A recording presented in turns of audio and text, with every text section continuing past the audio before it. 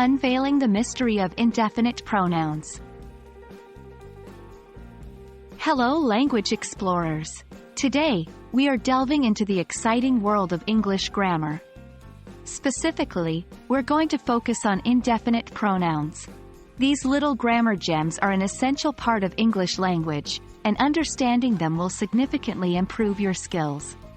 So, let's get started. Indefinite pronouns, as their name implies, do not refer to a specific person, place, or thing. Instead, they are used when the exact identity is not known or is irrelevant. For example, in the sentence, "Someone left their bag on the table," the word "someone" is an indefinite pronoun. It refers to a person, but we don't know who exactly that person is.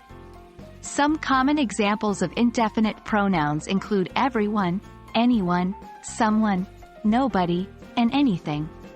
You may have noticed that many of these words end in one or body, which refers to people, or thing, which refers to objects. Using indefinite pronouns correctly can be a bit tricky because they do not refer to a specific noun. However, they are generally quite easy once you understand the rules. Firstly, we use a singular verb with indefinite pronouns that include body or one. For example, everybody is excited about the party. Secondly, we use indefinite pronouns to talk about people or things in a general way without specifying who or what we are referring to. For instance, someone called you while you were out.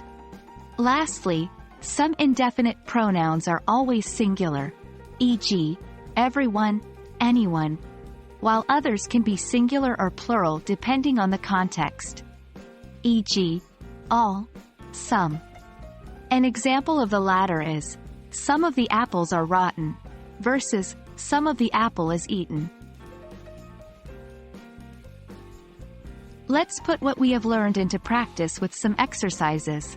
I'll give you sentences, and you'll identify the indefinite pronouns.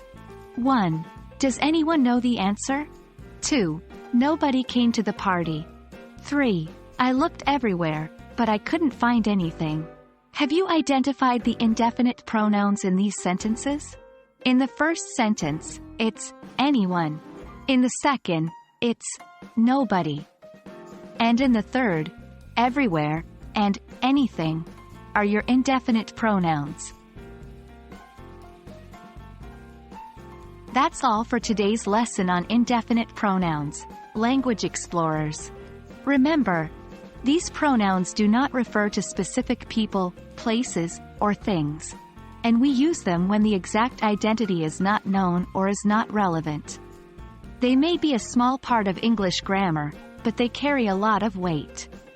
I hope you found this video helpful. Keep practicing and you'll master indefinite pronouns in no time. Until our next grammar adventure, keep exploring.